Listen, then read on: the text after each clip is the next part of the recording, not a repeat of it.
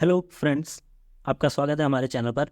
आज की वीडियो में हम बात करेंगे बीए प्रोग्राम कोर्स जो कि 5th सेमेस्टर का है, उसके हिंदी सब्जेक्ट के क्वेश्चन पेपर के बारे में। बुक का नाम है अनुवाद, व्यवहार और सिद्धांत। ये आपकी बुक है, ये आपका जो यूनिक पेपर बोर्ड है वो है। तो चलिए वीडियो को शुरू करते हैं। और अगर अभी तक आपने हमारा चैनल सब्सक्राइब नहीं किया तो प्लीज़ चैनल को सब्सक्राइब करें और वीडियो पूरा देखिए, काफ़ी ज़्यादा इंपॉर्टेंट वीडियो है आपके लिए। तो बीए प्रोग्राम कोर्स का हिंदी सब्जेक्ट जिसका नाम है अनुवाद, व्यवहार और सिद्धांत, उसके क्वेश्चन पेपर को देखते हैं। तो आपका जो क्वेश्चन पेपर है वो आएगा अराउंड 75 मार्क्स का, मतलब 75 नंबर का आपका क्वेश्चन पेपर आएगा। और प्रत्येक जो क्वेश्चन होगा वो समान अंकों का होगा, मतलब जितने भी क्वेश्चन होंगे वो सेम नंबर्स के होंगे, जैसा कि इंस्ट्रक्शंस में भी बताया गया है। ठीक है, यहाँ पे टोटल 6 क्वेश्चन दिए गए हैं, जिनमें से आपको 6 में से आपको कितने करने हैं? 4 क्वेश्चन करने हैं। हर एक क्वेश्चन 18.75 नंबर का है। तो चलिए क्वेश्चंस को देखते हैं और देखते हैं किस प्रकार के आपसे क्वेश्चन पूछे जा सकते हैं आपके एग्जाम्स में। तो बात करें सबसे पहले अगर हम अपने पहले क्वेश्चन की, जो कि है भारत के भाषाई परिदृश्य में अनुवाद का महत्व प्रतिपादित कीजिए। इस क्वेश्चन में मेनली जो चीज़ पूछी गई है वो क्या पूछी गई है? वो है अनुवाद का महत्व प्रतिपादित करना है। ठीक है, और वो भी किसके, आप कह सकते हैं किसके दृश्य में? भारत की भाषाई परिदृश्य में।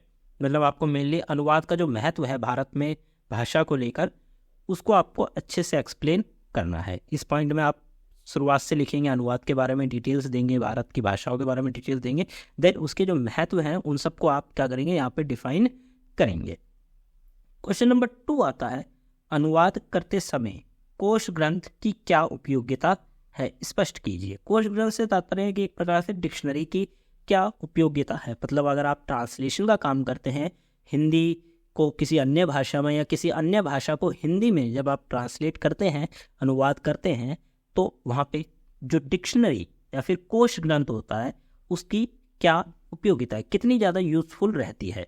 ठीक है, तो अगर हम मेनली बात करें तो भाई कुछ ऐसे शब्द जो कि हमें मतलब एक भाषा से दूसरी भाषा में ट्रांसलेट करते समय जो वर्ड चाहिए होते हैं वो हमें कोश ग्रंथ में मिल जाते हैं। बेसिकली वो शब्द हर कोई याद नहीं रखता, परंतु अगर आप कोश ग्रंथ में देखेंगे तो वो शब्द का मीनिंग भी आपको देखने को मिल जाएगा। इस प्रकार से जो कोश ग्रंथ है उसका यहाँ पे यूजफुलनेस आपको बतानी है, उसकी उपयोगिता बतानी है। अब उपयोगिता की बात करें, अगर आपका आंसर जो है 18.75 नंबर का है, ठीक है, तो कम से कम आपको 6 से 7 उपयोगिताओं के बारे में तो वर्णन करना ही होगा। तो आप किस प्रकार लिखेंगे? सबसे पहले आप अनुवाद के बारे में थोड़ा सा डिटेल देंगे, फिर कोश ग्रंथ के बारे में थोड़ा सा डिटेल देंगे, उसके बाद आप देंगे कोश ग्रंथ की उपयोगिताओं के बारे में 6 से 7 पॉइंट का डेफिनेशन नहीं कहेंगे, 6 से 7 पॉइंट्स में आप उसको एक्सप्लेन करेंगे, उसकी उपयोगिताओं को। ठीक है, तो इस प्रकार अपना जो क्वेश्चन आता है अगर ये वाला, तो आपको इस प्रकार इसको लिखना है। बात करें क्वेश्चन नंबर 3 की, प्रयुक्त का अर्थ स्पष्ट करते हुए विभिन्न प्रयुक्त क्षेत्रों का परिचय दीजिए। ठीक है, तो सबसे पहले आपको इस क्वेश्चन में जो पूछा गया है वो है प्रयुक्त का क्या करना है, प्रयुक्त का आपको अर्थ स्पष्ट करना है। देन उसके बाद आपको विभिन्न प्रयुक्ति क्षेत्रों का क्या करना है, वर्णन भी करना है। तो इस क्वेश्चन को 2 पार्ट्स में बांटा गया है। सबसे पहले आपको अर्थ स्पष्ट करना है, उसके बाद उसके जो विभिन्न क्षेत्र हैं, या आप कह सकते हैं कि किन किन क्षेत्रों में फैला हुआ है, उन क्षेत्रों के बारे में आपको यहाँ पे वर्णन करना है। चौथा क्वेश्चन की बात करें तो अनुवाद की व्यावसायिक समस्याओं पर प्रकाश डालिए। अनुवाद की व्यावसायिक मतलब अनुवाद के क्षेत्र में जो व्यावसायिक समस्याएं आती हैं, व्यवसाय से रिलेटेड जो समस्याएं आती हैं, ठीक है, उनके बारे में आपको यहाँ पे क्या करना है, स्पष्ट करना है, प्रकाश डालना है कि भाई कौन कौन सी समस्याएं आ सकती हैं जब कोई व्यक्ति अनुवाद करता है। तो कौन कौन सी आ सकती है? हो सकता है कि उसको सही प्रकार के मीनिंग वाला शब्द ना मिले। ठीक है, हो सकता है जिस लैंग्वेज से अगर वो हिंदी में कर रहा है किसी अन्य लैंग्वेज से, तो उस लैंग्वेज में दिए गए शब्दों का मतलब हिंदी में ना मिल पाए, तो इस चीज़ को ध्यान में रखा जाता है। ठीक है, तो इस प्रकार की समस्याएं वो देखने को मिल सकती हैं। फिर 5वें पॉइंट क्वेश्चन की बात करें तो सृजनात्मक साहित्य के अनुवाद की समस्याओं पर विचार कीजिए। सृजनात्मक जो साहित्य है वो अगर उनका अनुवाद करा जाए तो कौन कौन सी समस्याएं सामने आ सकती हैं। ऐसे साहित्य जो पुराने समय में लिखे गए हैं, ठीक है, जो सृजनात्मक साहित्य हैं, अगर उसे किसी अन्य भाषा में या फिर हिंदी से नॉर्मल हिंदी में भी अगर ट्रांसलेट किया जाए तो कौन कौन सी समस्याओं फेस करनी पड़ सकती हैं ट्रांसलेटर को या फिर अनुवादक को। जो व्यक्ति अनुवाद करता है उसे अनुवादक कहते हैं।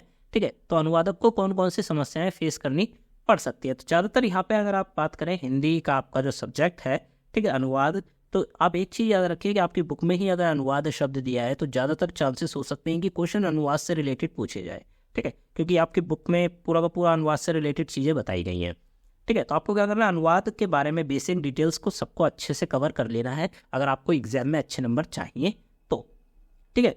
तो क्या करिए, आप अनुवाद के बारे में अच्छे से जानकारी प्राप्त कर लीजिए, अनुवाद के लिए समस्याओं के बारे में जानकारी प्राप्त कर लीजिए। हो सकता है क्वेश्चन आपसे ऐसे ही मिलते जुलते क्वेश्चन आपसे पूछे जाए, तो इस चीज़ का आपको बिल्कुल ध्यान में रखना है।